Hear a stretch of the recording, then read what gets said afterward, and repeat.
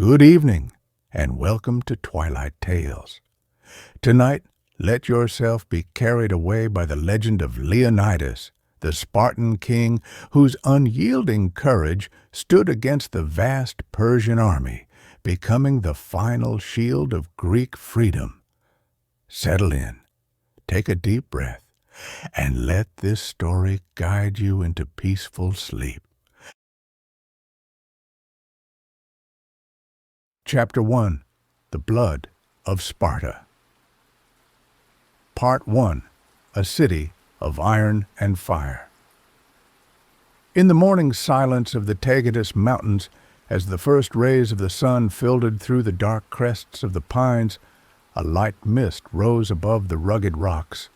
The wind, laden with resinous needles and a dry chill, caressed the valley's flanks like an ancient murmur, a sigh born from the depths of the earth. It was there, in those harsh and untamed lands, that the fierce heart of Sparta beat. Sparta was not a city like the others.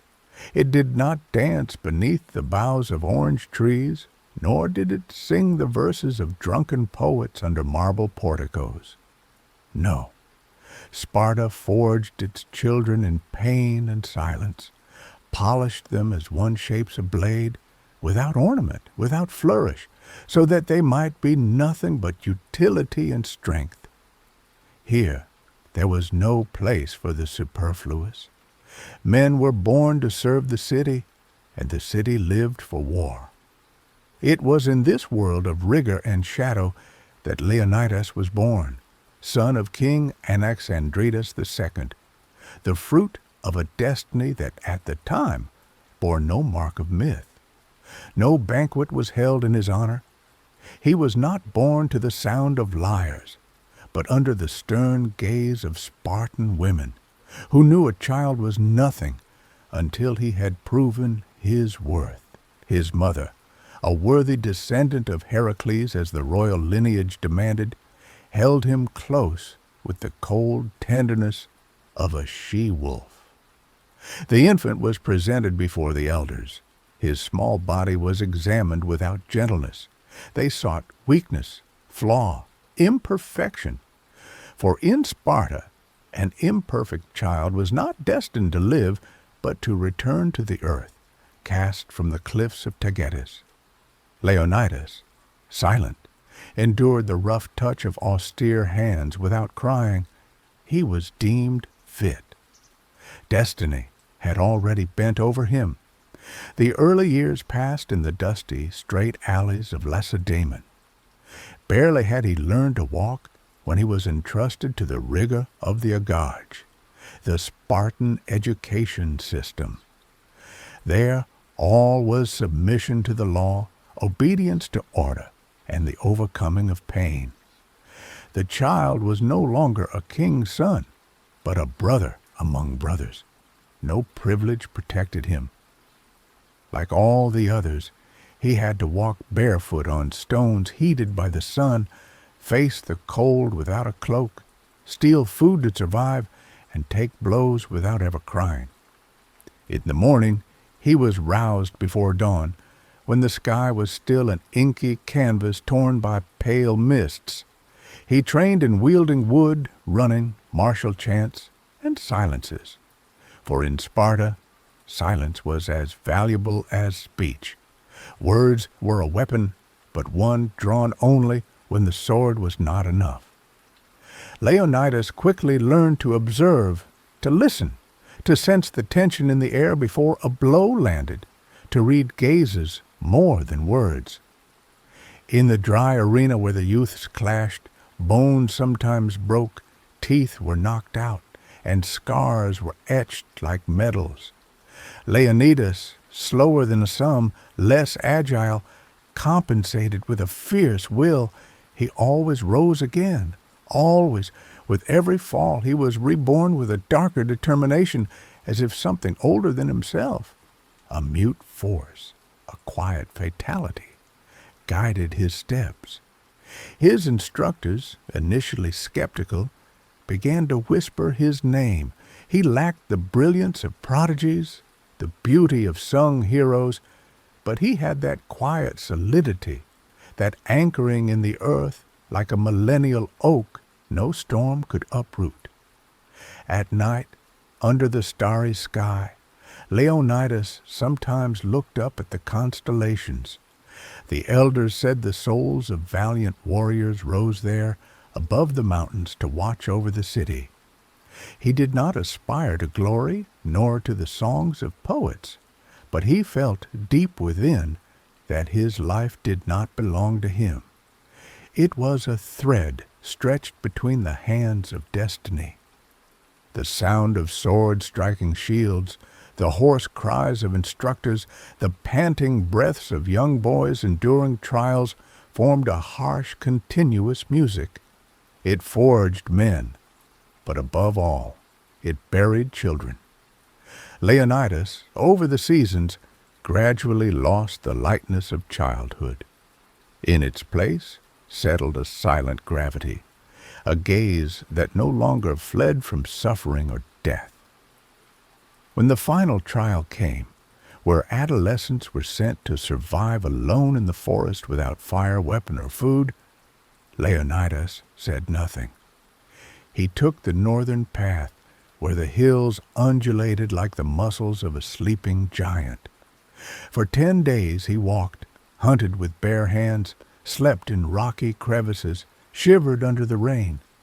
But he returned, gaunt, with hardened features, an open wound on his thigh, but alive, and more than that, transfigured.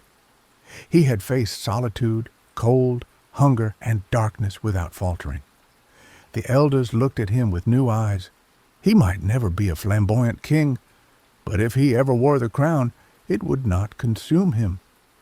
Leonidas grew thus, like a slow ember in the hearth of a fire, an ember that the wind of destiny would soon fan into a blaze.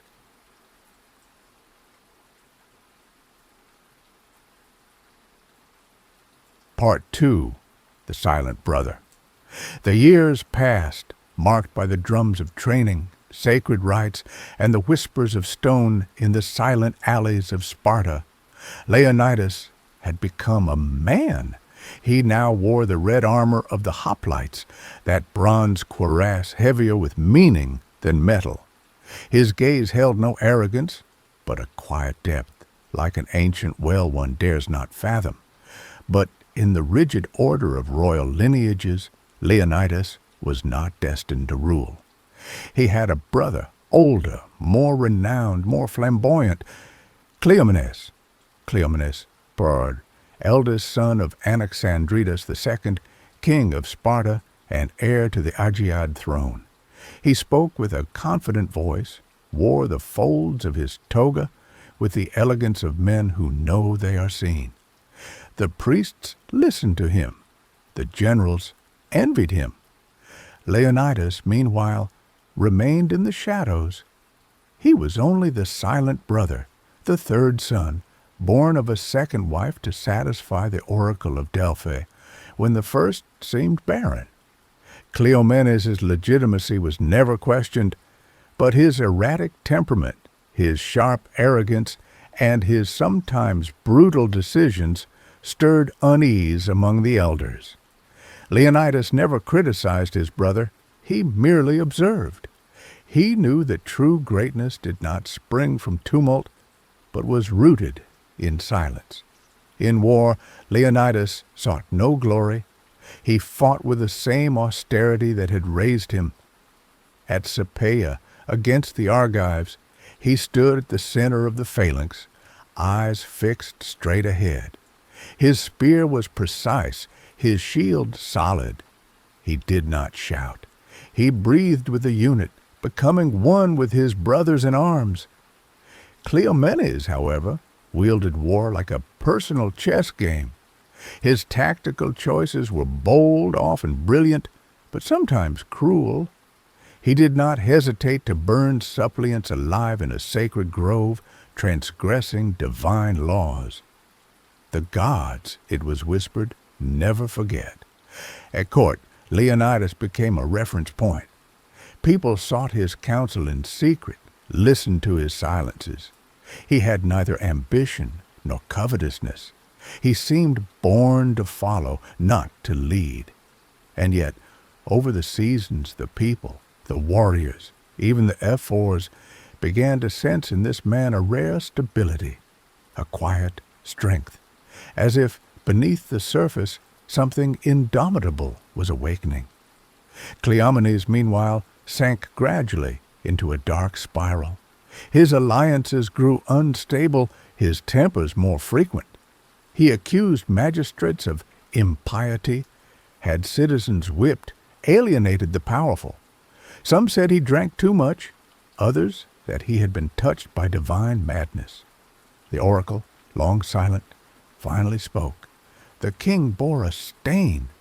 Then one day, Cleomenes left the city. It was said to be a temporary exile, a journey of purification. But he never returned. He was found months later in an isolated region, his body mutilated, limbs severed, bathed in his own blood. Officially, he had taken his own life. Unofficially, whispers spoke of a suicide dictated by the gods themselves. Sparta entered a period of silent turmoil. The Agiad throne was vacant, and in that vacancy, eyes turned to the man who, until then, had asked for nothing, Leonidas. He was not the most brilliant, not the most beloved of the gods, not the most charismatic, but he was standing, dignified, unbending. The council of ephors, after long deliberations, summoned him. That evening, in the sanctuary of Artemis Orthia, the moon slid between the clouds like a white blade. Leonidas knelt before the altar. He set down his helmet, then his shield, then his spear. He had no grandiose words, no fiery prayers, only this simple sentence, spoken in a low voice like an inner oath. If destiny chooses me, I will walk to the end, even in shadow. The priests poured oil on his head. The elders recorded his name in the archives. And at dawn, the herald proclaimed, Leonidas, son of Anaxandridas, is king of Sparta. He did not smile. He did not raise his arms. He accepted the burden as a sacred weight. In his gaze there was neither triumph nor fear, but that rare spark seen only once in a generation, the certainty of a man who cannot be swayed. Thus began the reign of a king no one had foreseen. And already, far in the east, beyond the mountains and seas, the wind of Persian drums swelled the sails of destiny.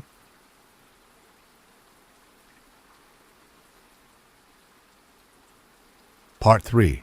The Legacy of the Shield. Leonidas, now king of Sparta, did not change his ways. He surrounded himself with no courtiers.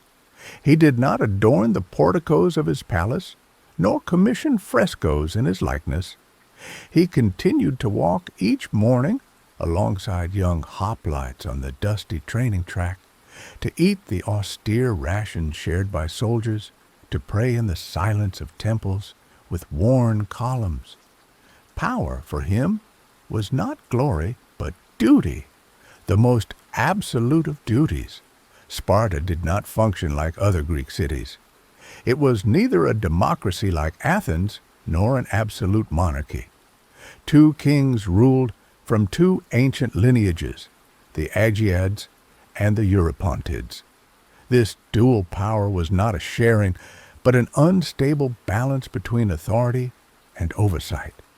Leonidas, though an Agiad, knew every decision would be weighed, sometimes countered by the ephors, those 5 magistrates who controlled even the kings themselves. And yet, despite institutional chains, his influence grew, not through force, but through constancy. He never raised his voice in assemblies. He listened, long and unblinking, then answered with a word, a brief sentence, cutting like a clean blade. The elders said he held his shield as he held the city, without trembling. Leonidas believed in traditions. He sought neither reforms nor upheavals. For him, Sparta was perfect in its austerity. What needed to change was the discipline of men, not the laws of the gods. He multiplied rites, strengthened the agage, restored ancient prohibitions, and reminded the younger generations that the city survived only through the erasure of the individual. One winter evening, as snow fell on the heights of Taygetus, Leonidas climbed alone the stone path leading to Apollo's temple. He wished to meditate. The air was icy, and each step crunched the frost beneath his sandals. Reaching the sacred terrace, he gazed at the valley sleeping under the stars. Then he knelt and placed his shield at his feet. That shield had never left him. Forged by hand by a Messenian artisan, it bore on its face a lambda, the letter of Lacedaemon, and the deep gashes of 2 battles. It no longer shone. It was dull, marked, faithful. Leonidas placed his hand on it and murmured, "It is you who will carry me, not to strike, but to hold." For in Sparta, the shield was more sacred than the spear. The spear was personal, the shield collective. Young soldiers were told, "Return with your shield or on it." This meant return victorious or dead, but never a fugitive, for to flee was to abandon the city, betray the ranks, break the sacred unity of the phalanx. Soon after his accession, Leonidas made a decision that would solidify his legitimacy in all eyes. He married Gorgo, Cleomenes' only daughter, his niece. This marriage, though it might seem strange, was in line with Spartan traditions, and above all, sealed the symbolic union between royal continuity and the blood of Heracles. Gorgo was not a silent wife. She was known for her sharp wit, political intelligence, and fearsome frankness. She advised Leonidas firmly, sometimes aloud in councils, a rare, almost sacrilegious act, but tolerated in Sparta, where women, though excluded from power, held their own authority. One day, an Ionian emissary, passing through Lacedaemon, was astonished by the queen's freedom of speech. He asked Gorgo why Spartan women were the only ones in Greece to speak so freely. She answered without hesitation, her eyes locked on his, "Because they are the ones who give birth to the only men."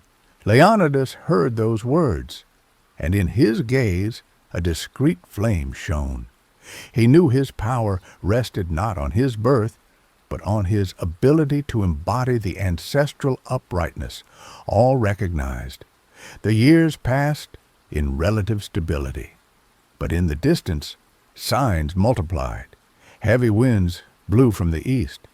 The Persian Empire, humiliated at Marathon years earlier, was preparing its revenge. The great Darius was dead, and his son Xerxes, with cold splendor, was amassing an army the like of which had never been seen. In the temples of Dodona, sacred oaks trembled without reason. At Delphi, the Pythia, clad in white linen, spoke in dark riddles. Rivers dried up suddenly, then overflowed. Birds circled above cities, and in the dreams of the oldest soldiers, cries echoed, cries of war, cries of endings. Leonidas said not a word, but he had new helmets forged. He summoned the generals. He sacrificed a black ram to Ares. He knew. He had always known. A day would come when the shield would no longer suffice to protect, but he would hold. He would hold, as the rock holds against the ocean.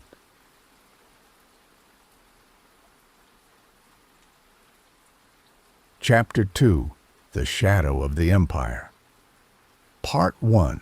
The Ultimatum from the East. The Aegean Sea gleamed with an unsettling brilliance. On its tranquil waves the winds carried rumors, distant echoes of an empire on the march, of fleets under construction, of soldiers by the myriads gathered on the plains of Asia. The merchants docking at the ports of Hellas spoke of only one name, Xerxes, son of Darius, king of kings, master of a world stretching from the Nile to the edges of the Indus. Xerxes was not merely a sovereign. He was a concept, a presence. His empire did not advance with clamor, but with an irresistible slowness, like a black tide nothing could contain.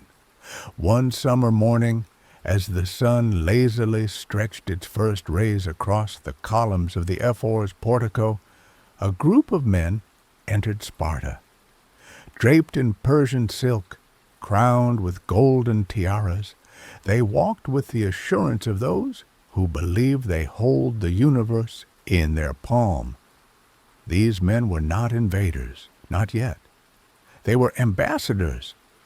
They brought with them a message, a request in their words, a warning in truth.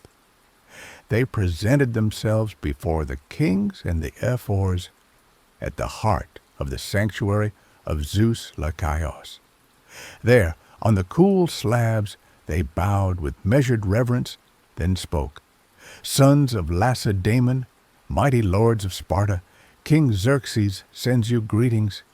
He is the master of the world, the benefactor of peoples, the radiance of Asia's sun.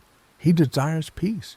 He asks only what all civilized lands have offered, earth and water, tokens of your loyalty, signs of your submission. A heavy silence settled over the hall. Even the wind seemed to still. The phrase, earth and water, was not a mere formula. It was a ritual submission, a surrender before war. Leonidas, seated in the background, his head slightly bowed, did not interrupt the ambassador. He listened to the end. His fingers, however, softly toyed with the leather strap of his scabbard. When the emissary fell silent, the king rose slowly. He descended the 3 stone steps, separating him from the hall, approached the men from Asia, and looked them straight in the eyes. His voice, deep and steady, resonated in the sacred space. You come to the city of the Heraclids to demand earth and water, then take them. And with a sudden gesture, he signaled to 2 hoplites. They seized the ambassadors, dragged them to the edge of a well outside the temple. There, without further ceremony, they hurled them into the abyss. There, said Leonidas, you will find all the earth and all the water you need. This gesture was not merely defiance. It was a ritual act, almost sacred, a refusal to sell Sparta's soul, even for the price of the universe. But it was not without consequences. The shadow of war thickened at once. The wind changed. The birds ceased singing in Artemis groves. And on the heights, the priests began to scan the sky with newfound unease. The news spread like wildfire. From Athens to Corinth, from Thespiae to Delphi, people spoke of Sparta. Some praised the courage. Others whispered that Leonidas had signed the doom of all Greece. Thus began the preparations. Leonidas summoned the ephors and the members of the Gerousia. The council was held behind closed doors in the Hall of the Shield. Maps were unrolled. Scouts were sent north.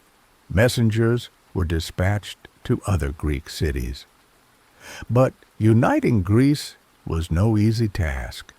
For Greece at that time was not a nation, but a string of jealous states, ancient enemies bound by myths but divided by prides. Athens, ever brilliant and fickle, hesitated to extend a hand to its old rival. Corinth, distrusted all. Thebes, ambiguous, already leaned toward caution or even betrayal. But Leonidas did not march to the rhythm of hesitations.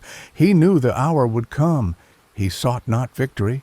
He prepared for refusal, resistance, the wall of flesh and steel.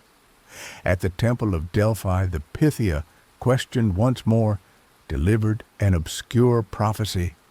Sparta will perish, or one of its kings will fall. None shall escape the fire unless royal blood flows to quench the lightning of the east. The ephors frowned. Some doubted. Leonidas said nothing. But that night he remained alone in the sanctuary of Athena Chalkioikos, before the goddess effigy, bare-chested, arms outstretched toward the black sky. He did not pray. He remembered. He remembered his childhood in the dust, the trials, his mother's gaze, the shield entrusted to him, and the phrase learned 1,000 times in the Agog, "He who dies for the city is never dead."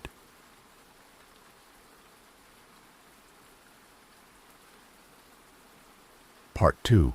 The Hesitant Union. War was now certain, and yet the Greek cities remained frozen in an unsettling torpor, as if paralyzed by the scale of the threat. The rumor of an innumerable army, of a fleet so vast it drank the sea, had silenced bravado and swollen silences. Greece trembled with an ancient shiver, fear. Leonidas wasted no time. He summoned heralds and strategists. He knew that Sparta alone could not repel the Persian Empire. He needed allies, a fragile but possible unity among the cities of Hellas. So he sent emissaries to Athens, Corinth, Thespiae, Delphi, Aegina, even to distant islands. And above all, he called for a pan-Hellenic council. This council took place at the Isthmus of Corinth, on a plain battered by sea winds, where the land narrows Hellas like the hilt of a sword. There, simple tents were raised, banners of rival cities, and, above all, gazes laden with suspicion.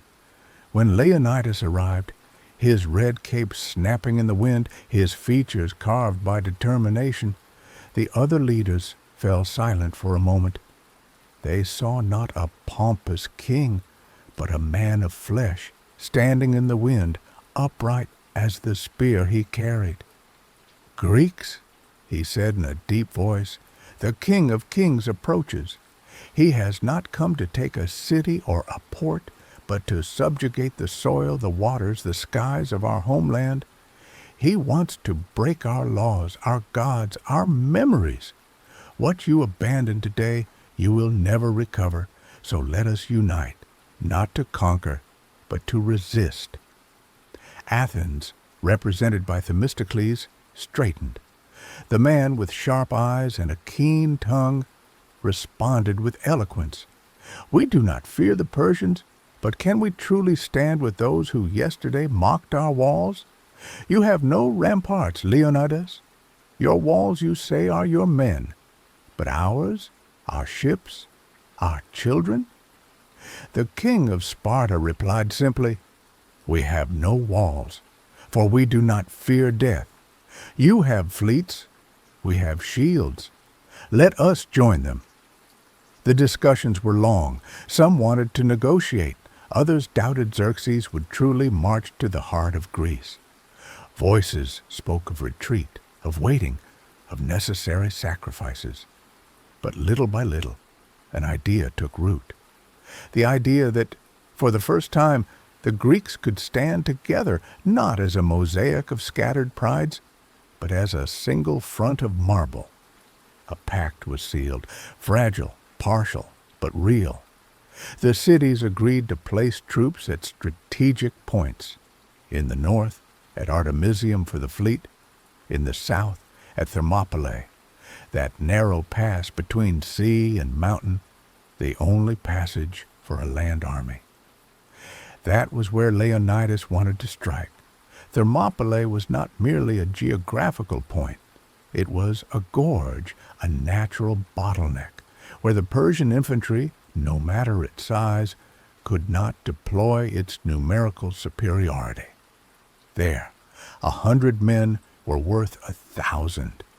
It was the perfect place for Spartan tactics. The phalanx, a wall of shields, bronze tips, no room to flee, no room to outflank. But not all were convinced. Thebes hesitated. Argos refused. Some spoke of waiting for the Pythia to speak again. Others said the hour had not yet come. Leonidas did not seek to persuade further. He was not an orator. He was a rock. And those who observed him knew deep down that this king sought neither to survive nor to please. He sought to hold. When the meeting ended, an old strategist from Aegina approached him. He asked in a low voice, "Do you really intend to go up there with so few men?" Leonidas replied calmly, "It matters not the number as long as they know why they march." That evening, in his coarse canvas tent, Gorgo joined him. She had not stayed in Sparta. She never remained still when her husband set out. She entered without a word, placed her hand on Leonidas's shoulder. He looked at her, without mask, without defense, just a man facing the storm. "You will not return," she said softly. He nodded, a slight tilt of the head. He promised nothing. He swore nothing. He knew oaths were for those who doubted. He did not doubt. "Then make sure," she murmured, "that your memory is stronger than your tomb."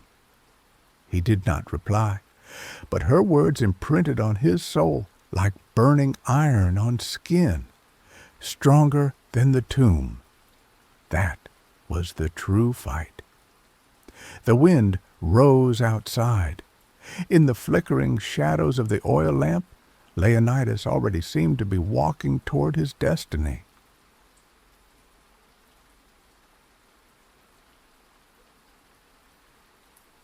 Part 3. The Oracle of Delphi. Before marching to war, one had to listen to the gods. Such was the law in Greece. Such was the tradition in Sparta, where every grave decision was rooted in the sacred breath of oracles. Leonidas did not trust frivolous signs or fairground seers, but when it came to the sanctuary of Delphi, there was no room for doubt. For there spoke Apollo through the mouth of the Pythia, amid the fumes of burning laurel, sacred vapors, and mysterious trances. He set out at dawn, escorted by a few chosen hoplites and 2 priests of Zeus. The road to Mount Parnassus was rugged. The stone paths winding through pine forests and white cliffs rose gradually toward the sky, as if climbing to the heavens themselves. The king walked in silence. Each step resonated like an expectation. At Delphi, the air had something strange, lighter, older. The olive trees rustled softly like secret choirs, and the bronze statues lining the sanctuary's entrance seemed to watch the visitors, mute witnesses of past centuries. Leonidas stopped at the threshold of Apollo's temple. The sun struck the marble slabs, and the wind slowly lifted his red cape. He entered the sacred hall. Incense floated in the air like a veil of unreality. The Pythia, draped in a white tunic, sat on her tripod, eyes half closed, lips trembling with a murmur that seemed to come from another world. The priests surrounded her. One approached Leonidas. "King of Sparta, son of Anaxandridas, what do you wish to ask the god?" Leonidas, unmoving, replied simply, "The truth." He was led into the inner chamber, where the Pythia entered her trance, where divine answers formed in the earth's vapors. The king stood upright, without fear. He knew the gods did not speak in straight lines. They spoke in riddles, visions, mists. The Pythia rose slowly. Her eyes rolled upward, her mouth opened, and a voice deeper than her own, older, rose in the silence. Listen, O Leonidas, king of Sparta. Listen to the voice of Apollo, for destiny is sealed. The pride of kings marches on Greece, and the fire of the east will consume your cities. Two paths stand before you. Either Sparta will perish, or one of its kings will fall. There will be no salvation without the blood of the lion. Then the Pythia fell silent, her body slumping as if drained against the tripod. The priests bustled around her, but Leonidas did not move. He stood frozen, the words echoing in his memory like the beat of a funereal drum. Sparta will perish, or one of its kings will fall. There was no third path, no negotiation, no escape. Destiny called, and it had chosen. On the road back, the mountains seemed taller, the trees older, the shadows longer. Leonidas did not speak, nor did his men. They knew what he had heard could not be repeated lightly. It was a weight, an offering, a key to another world. Back in Sparta, the king summoned the ephors. He shared the oracle's words. Some lowered their heads, others frowned. None spoke, for all understood what it meant. The king would die, he knew it, and he would go regardless. But Leonidas did not want merely to die. He wanted his death to have meaning, to become a rampart, a cry, a flame. So he began preparations. He chose 300 men, not the youngest, not the most fiery. He took fathers, veterans, warriors with calm gazes. He explained the mission. None stepped back. They knew, they accepted. They would not set out for victory. They would set out as an offering. Leonidas then went to the sanctuary of Athena Chalkioikos, atop the Spartan Acropolis. There, beneath the bronze statue of the clear-eyed goddess, he prayed in silence. He asked not for victory, but for the strength to hold, to not falter. When Gorgo joined him, she did not weep. She placed her hand on his arm as she always had. She said only, "When you are dead, I will tell your story, not to mourn you, but so others may stand tall." He nodded. He entrusted her with the management of the household, the lands, the people. She did not protest. She was a queen of Sparta. She knew grief was no excuse. In the days that followed, the 300 were blessed. Offerings were made to the gods.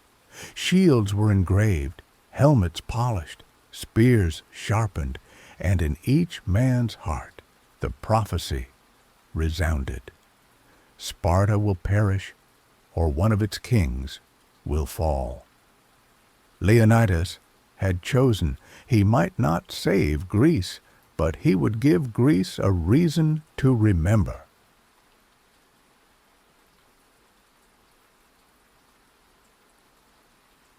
Chapter 3.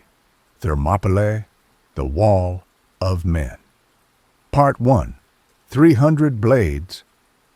Dawn rose over Sparta in solemn silence.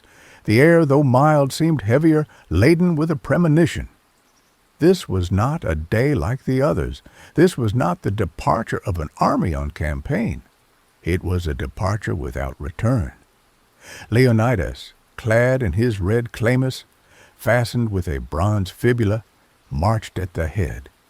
Behind him, the 300, chosen one by one, not the strongest, not the youngest, but those who, with a single glance, had understood, those who had accepted without question, those who had already given everything to the city except their lives. They were fathers, brothers, husbands.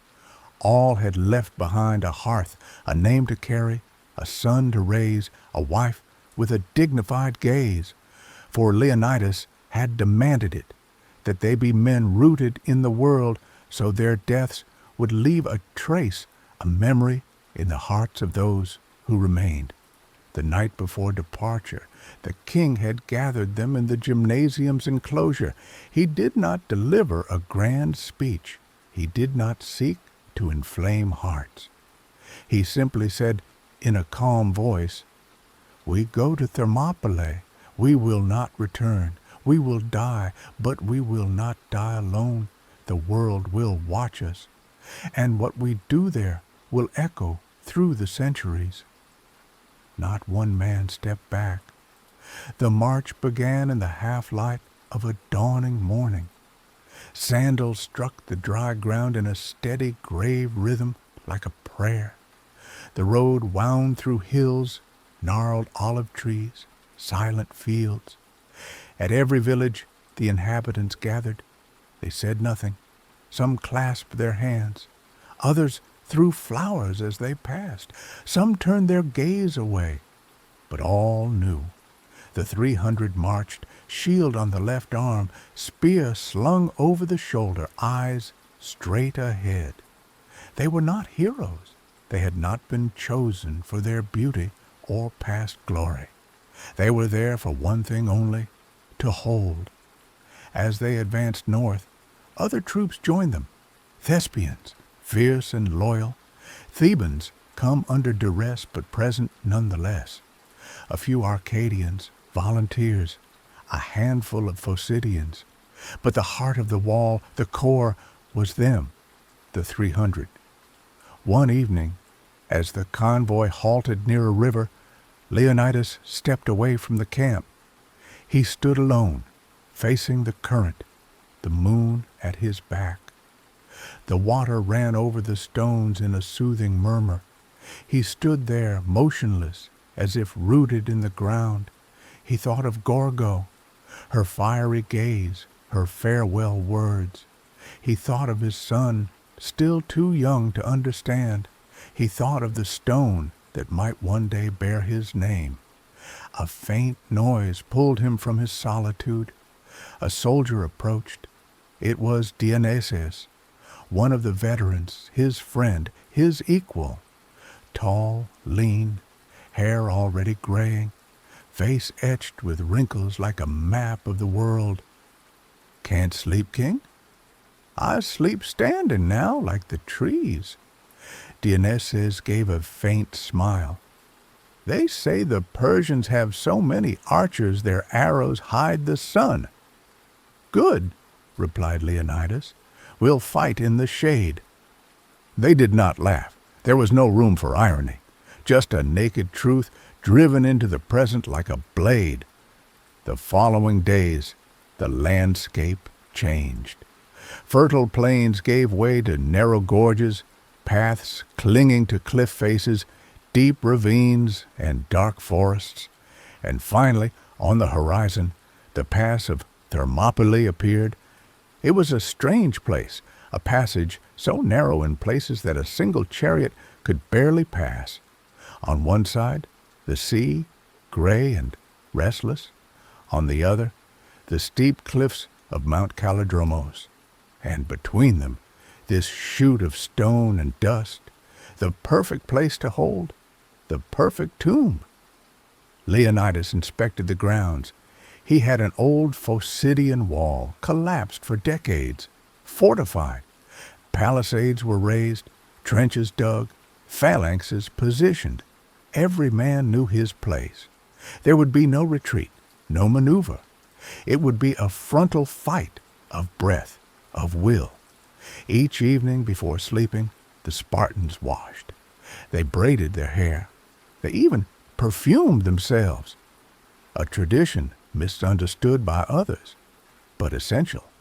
One prepared for death as for a festival, with dignity, with care. One night, a messenger arrived. He came from the north, panting, feet blooded. He had seen the Persian army. It was not an army, he said, but a sea, a multitude, thousands of cavalry archers as far as the eye could see, war elephants, golden chariots, and at the center, the great King Xerxes, draped in purple, seated on a mobile throne. The soldiers listened in silence. Some paled, but none wavered, for they already knew.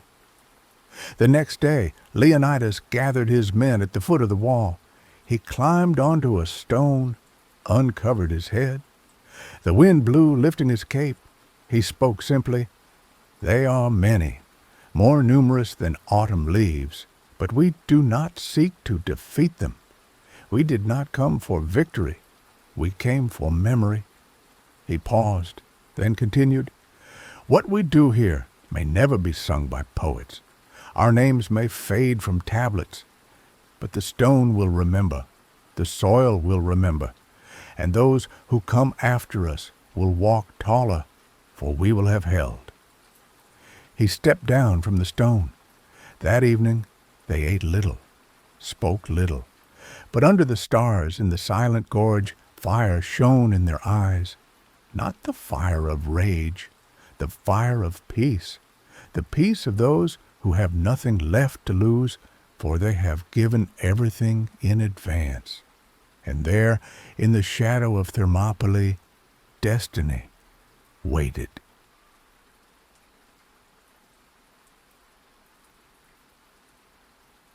Part 2. The Wind of the East. At dawn, a rumble, at first distant like a storm behind the mountains, grew slowly into a continuous roar, a monstrous breath filling the Thermopylae pass with deep vibrations. The men looked up.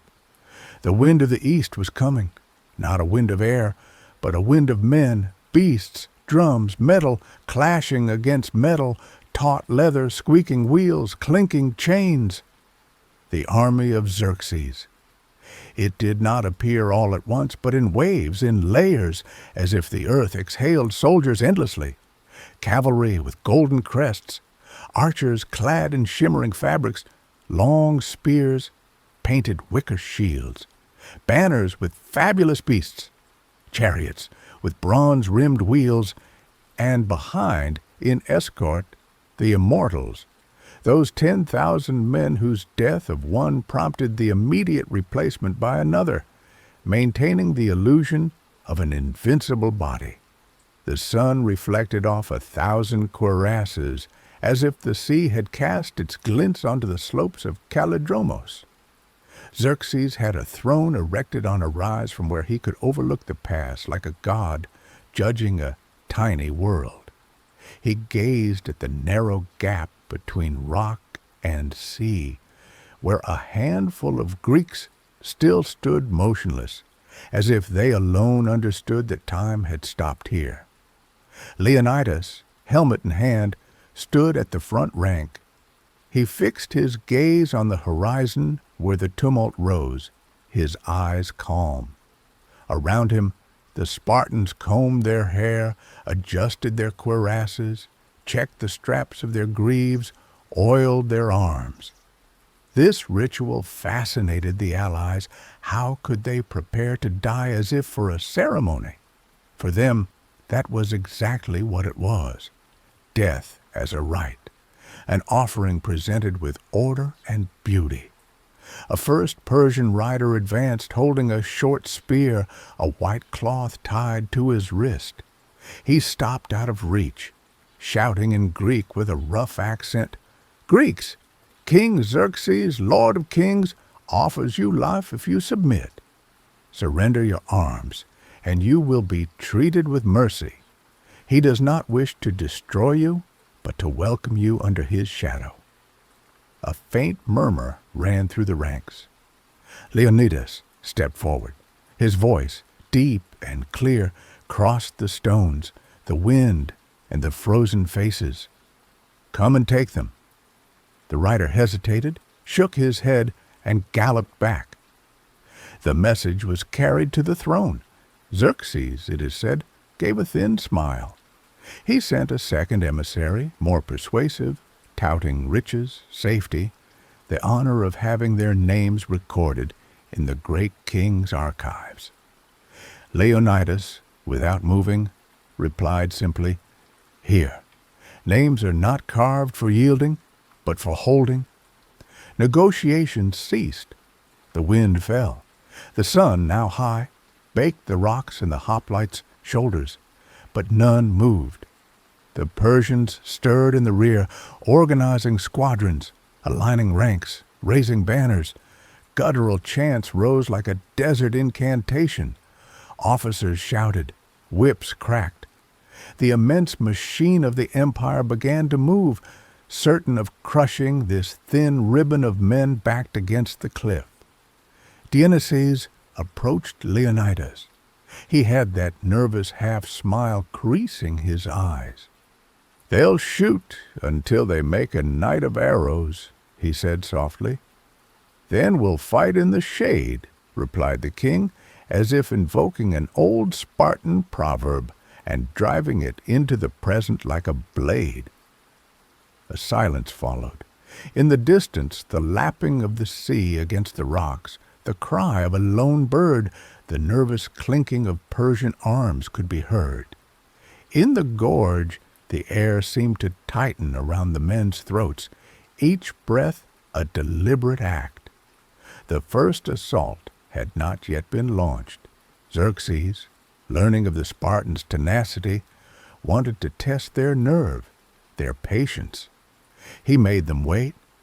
One day, then another, the Persians showed themselves, advanced slightly, retreated, fired a few volleys, gauged reactions. The Greeks, united, did not respond, wasting neither breath nor strength. The phalanx was not rage, it was stone. At night, the Persian fires lit the horizon, tracing in the darkness a terrestrial constellation, a Milky Way of tints, flags, metal.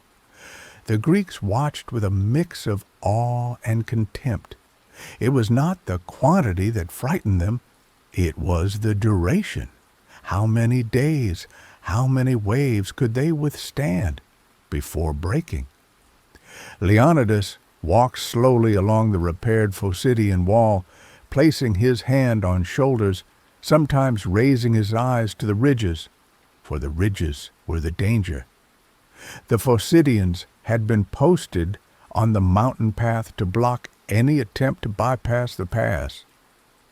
The king lingered there, spoke to the sentinels, noted the terrain's folds, the stones that could roll, the trees that could be felled. He did not believe in a single frontal assault. He believed in the enemy's cunning, the patience of an empire that could buy victory with 1,000 stratagems. On the third morning, the Persian drums sounded differently. The ground vibrated. The sun, striking helmets and shields, sparked flashes that blurred gazes. They were coming. This time, they were coming to break. The Medes first, armed with long, flexible spears, confident, certain of scattering these Greeks with sheer force. "To your ranks," said Leonidas. The hoplites tightened their shields. The bronze circles overlapped. The spear tips aligned. The phalanx was a steel jaw. Xerxes, from his throne, raised his hand. The world seemed to hold its breath. The Persians shouted and charged. The first wave would crash, but that is the story of the next moment, of the clash, the blood, the broken teeth. For now, in that suspended beat between the order to advance and the final impact, Leonidas breathed deeply, one last time. Before the noise devoured all, he heard the sea and the wind and the ancient song of the gods who, from the peaks, watched these tiny men ready to stand against the infinite. He lowered his spear. Hold! The storm arrived.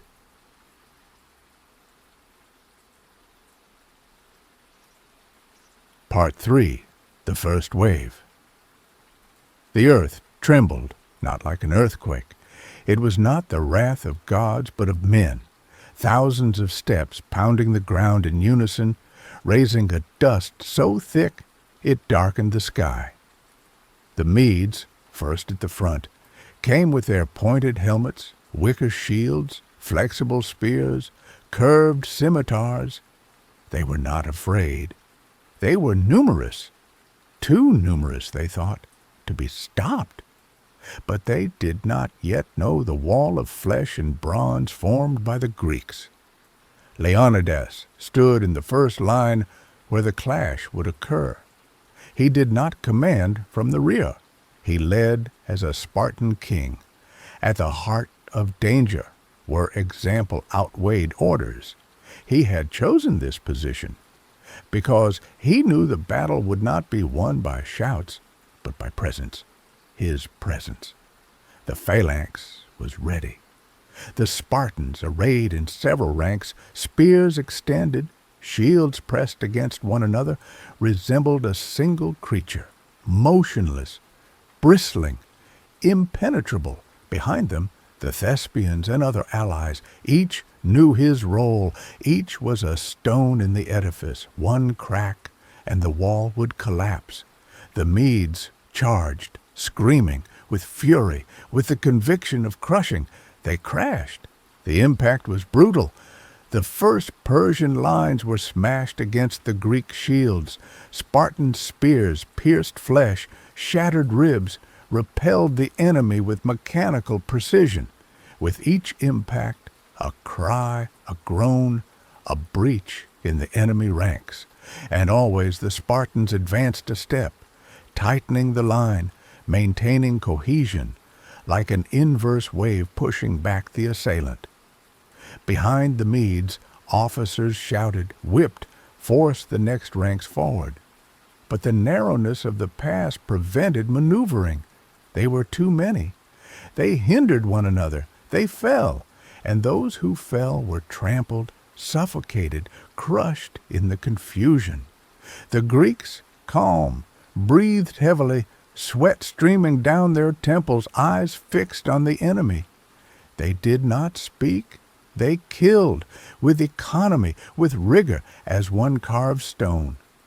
After several hours the Medes retreated, not by choice, but by necessity.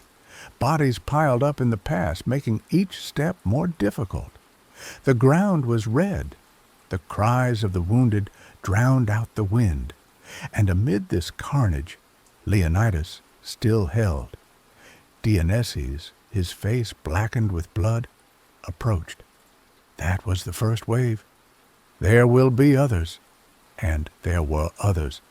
Xerxes, furious, sent his immortals, the empire's finest soldiers, disciplined elites, thicker armor, better balanced weapons.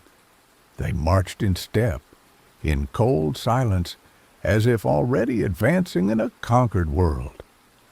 But the Thermopylae Pass was not an open field. It was a cage, and the immortals, however formidable, crashed against the wall as well. Leonidas had the Spartan line fall back slightly, then ordered a sudden charge.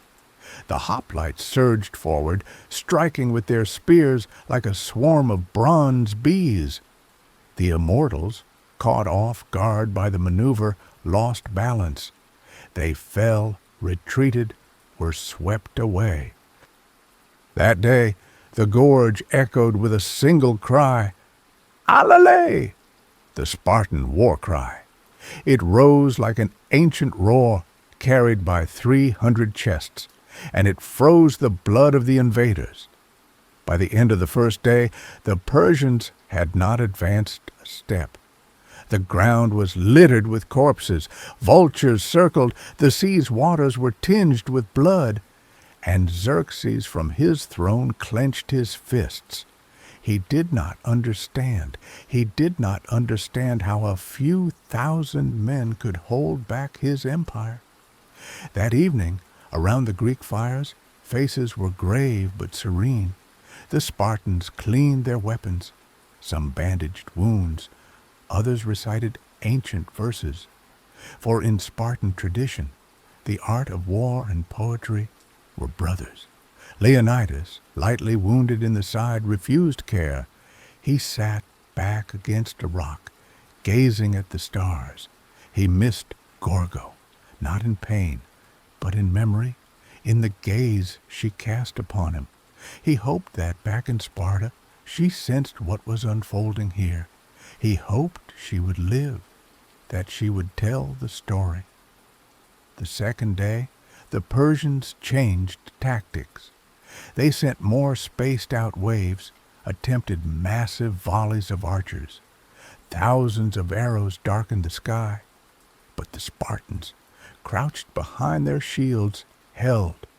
Some arrows ricocheted off bronze, others found flesh, but no one retreated. The Greeks counterattacked at every opportunity. Leonidas ordered brief, targeted sallies. They killed, then fell back. They bled the Persian army like ivy eroding a pillar. Enemy losses mounted. The cries of rage, the screams of pain, the Persian commands filled the gorge. But the Spartans stood tall, like a myth in flesh and bone.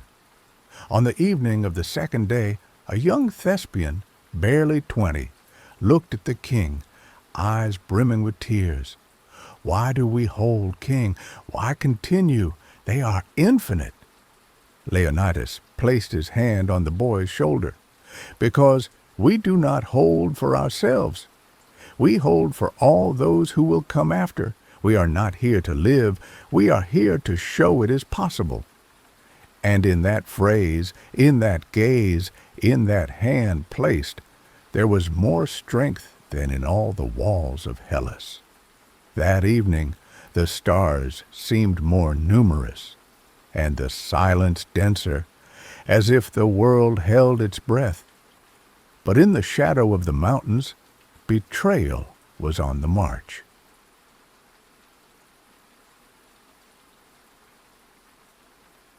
Chapter 4. The Last Bastion. Part 1. The Secret of the Path. Night fell on Thermopylae like a leaden veil. The silence came not from fatigue, but from a mute, invisible, palpable tension. The Persian fires burned in the distance like a constellation aflame, but in the Greek camp, torches remained low, voices hushed. Something had changed. A rumor spread, creeping, cold. Leonidas sensed it before anyone came to warn him. Sitting cross-legged near the Phocidian wall, he slowly sharpened the edge of his dory, his short combat spear. His gaze, lost in the darkness, scanned the sky without truly seeing it. Then he stood, for he knew. Destiny, that invisible beast, had just changed its course. A messenger arrived, panting, legs bloodied, arms scratched. He fell to his knees before the king. King, they're passing through the heights, through the Oenopeia path. Silence thickened around him. The men drew closer, slow, grave. All understood. The Oenopeia path, the only way to bypass Thermopylae. A shepherd's trail forgotten by many, snaking behind the cliff, skirting the dark forests of Kallidromos. A flaw, a breach, a betrayal. For this was no chance discovery. It was the act of a man, a Greek, a traitor. Ephialtes, a citizen of Malis, had revealed the passage to the Persians. For gold, for promises, for fear. No one knew exactly, but he had led the immortals, guided by covered torches, through the secret path, among pines and stones. The Phocidian scouts posted there had been surprised, scattered, repelled. The Persians were on their way. They would take them from behind. Leonidas closed his eyes for a moment. No anger, no surprise. He had foreseen this outcome. From the start, he knew holding indefinitely was a dream. But now, time was short. The trap was closing. He gathered the allied leaders in the night. The circle formed around a dying fire. Faces were tense, tired, but upright. No one begged. No one wept. Leonidas spoke first. The pass is compromised. At dawn, the Persians will attack from behind. We will be caught in a pincer. There will be no more front, no more wall, only a trap. He looked each man in the eyes. Then slowly, those who wish to leave, leave. Return home, warn the cities, prepare the next steps. This fight is over. Murmurs rose. Some protested, others, eyes shining, wanted to stay. Thespiae declared it would not flee. Its leader, Demophilus, bowed deeply before Leonidas. We came with you, we will die with you. But others, like the Thebans, more hesitant, more divided, asked to be released. Leonidas nodded. He did not judge. This was not a moment for reproaches. Each had to march according to his conscience. Then he turned to his Spartans, the 300. You too may leave, he said. But none moved. They stood there motionless, arms crossed, gazes steady. Some even smiled, for they knew. They had come for this moment, this last one, this tightening of the instant, this breaking point between history and eternity. Leonidas walked slowly among them. He placed a hand on each man's shoulder, a gesture, a farewell without words, for Spartans needed no speeches. They had grown in silence, and now they would die in stone. That night they did not sleep. They ate hard bread, drank clear water. Some wrote brief messages carved on wooden tablets for their wives, their sons. The youngest listened to the elders recite Tyrtaeus's chants, tales of past battles, the fires of the Agorge. It was a vigil, not a mourning, a preparation. Leonidas for a moment withdrew alone. He climbed a ridge above the camp, alone. There, facing the Black Sea, he knelt. He did not pray. He looked. He let his thoughts drift to Sparta, to Gorgo, to his son. He saw again the hills, the olive trees, Athena's temple, the dusty courtyards where he had grown. And he spoke to himself, voicelessly. I have gone to the end. I have held. And tomorrow I will fall standing. At dawn, Thermopylae was enveloped in a strange, almost gentle mist. The ground seemed to breathe beneath the men's steps, the last ones prepared. Silence was complete. Leonidas, helmeted, armed, stood before his troops. He raised his eyes to the Anopeia path. He saw already up there black silhouettes slipping among the trees, the Persians, the traitors, the end. But he smiled. He turned to his men and said in a firm voice, Today we dine in Hades. A murmur of approval ran through the ranks. It was an old Spartan jest, the last laugh before death. Then he raised his spear, and all in a single motion advanced, not to conquer, but to hold.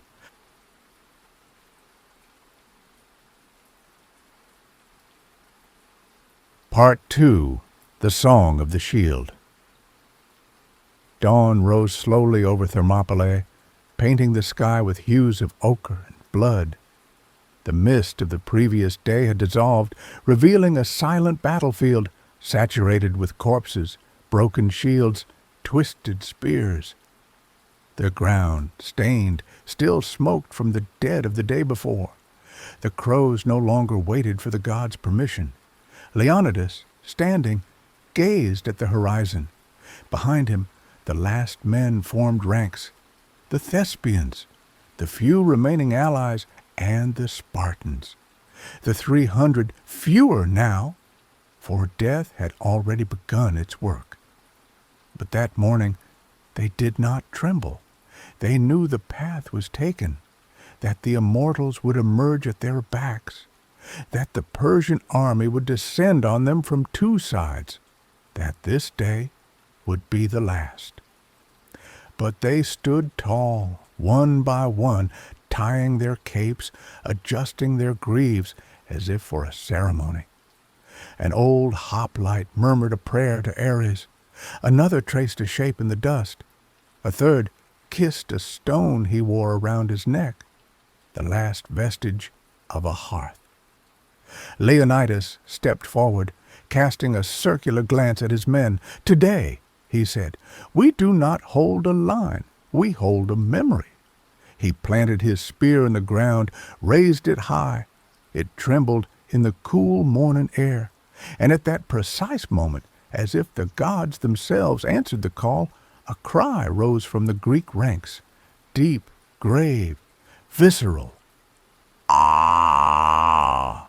A guttural, primal war cry that the mountains echoed back. The Spartan paean, the song of the shield, not a melody, a thunder, not a lament, a promise. The Persians came like an unleashed sea. First the light infantry, to exhaust the Greeks, then the cavalry in the gaps of the pass, then the immortals, descending from the path, ready to strike the allied army from behind. A trap, a crushing, a net of flesh. But the Greeks fell back into the gorge. They formed a circle, a bronze tortoise, tight, inviolable, no more maneuvering possible, just endurance, metal, voice. Leonidas was at the center. He struck, slashed, roared, each blow a response to the world's crushing weight. His helmet was split, his shield covered in blood. But he held, he was Sparta. Dionysus fell first, an arrow in the neck. He gave a smile, murmured something, and faded silently. Leonidas looked at him. He did not cry out. He merely redoubled the force of his blows. Another, on the right flank, repelled 3 soldiers before falling to his knees, then rising to strike down a Persian with the hilt of his broken weapon. Then he was pierced and died laughing. The Persians advanced, but slowly, painfully. With each step they lost men. With each moment their numbers were not enough to break the wall, for this was not a wall of stone, it was a wall of will. The sun climbed, shadows dwindled, heat grew, corpses piled up, forming bloody mounds. And in this charnel house the Spartans fought with teeth, fists, elbows, twisted shields. When spears broke, they took swords. When swords gave way, they fought with rocks. The king bled from his hip, his arm, his face. His left eye was closed by a black hematoma. He staggered, but he still advanced. With each step, each cry, he seemed taller. He had become myth. And suddenly, in a gap, a Persian soldier charged. A long blade, an opening. He ran straight at Leonidas, shouting like a damned soul. He pierced the king in the side below the rib. Silence fell. Leonidas wavered, then fell to one knee on the red earth, hand still gripping his broken spear. A second Persian rushed forward, then a third. A rain of blows. The king did not rise. He remained upright, on his knees, back straight, chest exposed.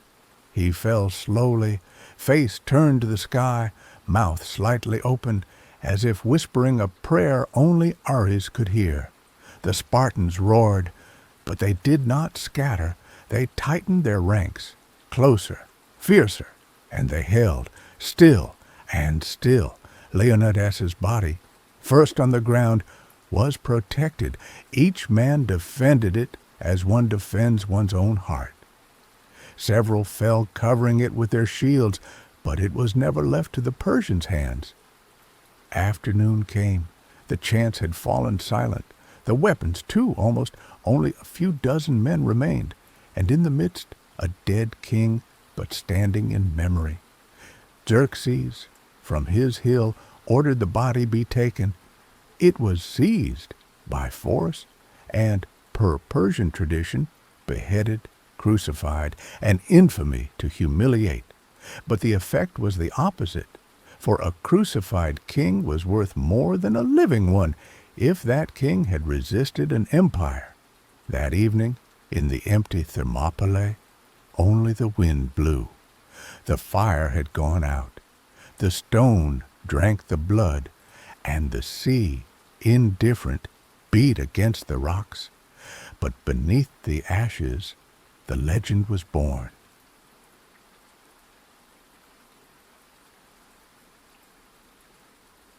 Part 3. The Echoes of Immortality. Thermopylae fell silent. The dust settled slowly, covering broken spears, dented helmets, faces frozen in their final breath. Where, hours earlier, men had stood like living walls, only bodies remained. But those bodies, lying on the soil of Greece, did not speak of defeat. They spoke of waiting, of memory, of the oath. The king was dead, his men too, but their resistance had survived. In the distance the Persians fell silent. Even they, weary from this strange victory, marched quietly. Xerxes, from his mobile throne, surveyed the battlefield. He had won, certainly, but at what cost? Greece was not subdued. It had bitten, and that bite would fester long. Leonidas's body, torn from the earth, was displayed, mutilated, nailed to a plank before the Persian troops. But the effect was not as hoped. For even dead, even crucified, he remained upright in memory. It was said his open eyes still fixed the horizon, that birds dared not approach, that the stone itself seemed to protect him. It was a wounded Thespian survivor, arm bandaged with rags, who brought the news south. He arrived at Delphi, haggard, covered in blood, but standing. His hoarse voice carried the tale through the sacred streets, to the temples, to the scribes, to the statues. The tale of 300 Spartans and a few hundred allies who, for 3 days, had stopped the greatest empire in the world. The words passed from city to city. Athens, still doubting, was seized. Corinth stood taller. The island stirred, and soon Leonidas's name crossed Greece like an underground fire. He had not survived, but he had given time, and in that offered time, an idea had taken root. That one could resist. In Sparta, when the news arrived, Gorgo shed no tears. She locked herself in her father's sanctuary, lit a lamp, and carved with her own hand the names of those who had fallen. Then she stepped into the courtyard, upright as a column, and said aloud, "They are dead, but Sparta lives." She raised their son alone. Each night she told him his father's story, not for vengeance, but for remembrance. Soon after, the ephors decided to erect a stele where the last men had fallen. A simple stone, a cubit high, placed in the dust of Thermopylae, facing north. No gold, no bronze, just an inscription, carved in simple letters, readable by all. It said, "Passerby, go tell Sparta that here we died to obey her laws." Those words, penned by Simonides of Ceos, crossed the centuries. They became the essence of sacrifice, not for glory, not for pride, but for the law, for duty, for the city. And that stele, every free man who passed touched it. Some knelt. Others stood silent. Others still told the story to their children, for it was not a tomb, it was a witness.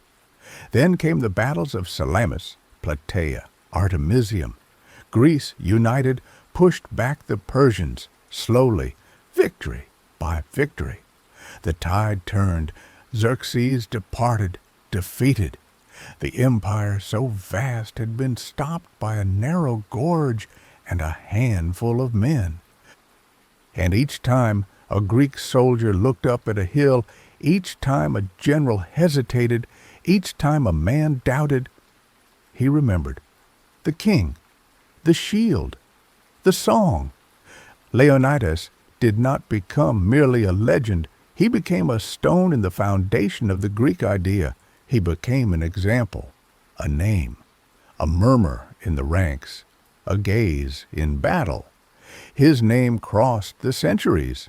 It passed through the hands of Romans into the books of Byzantines, the tales of knights, the dreams of revolutionaries.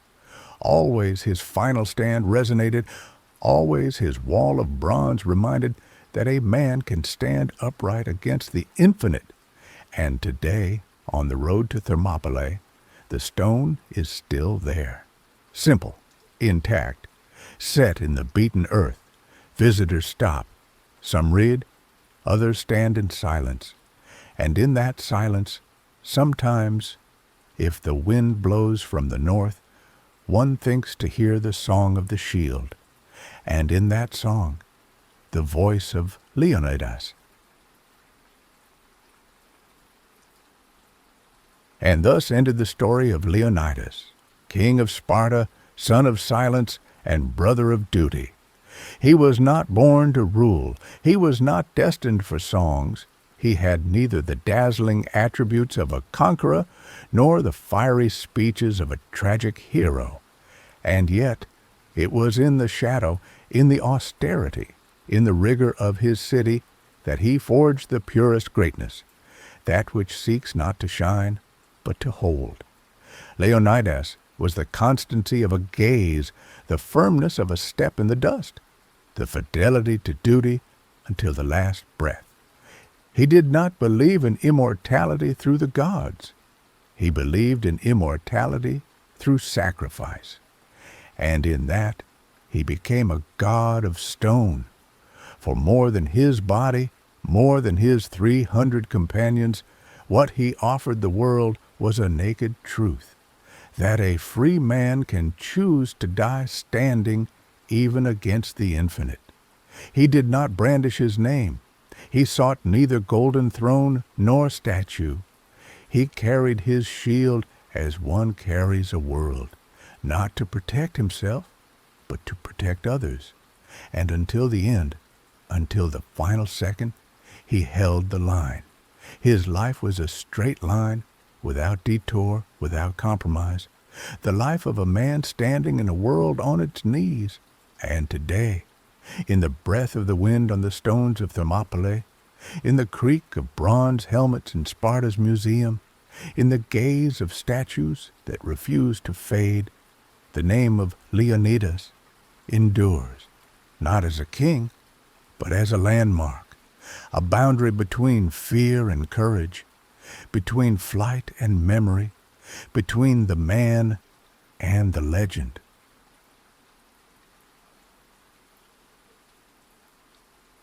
Historical note. The legend of the 300 of Leonidas still resonates with force today, for it embodies the very essence of sacrifice.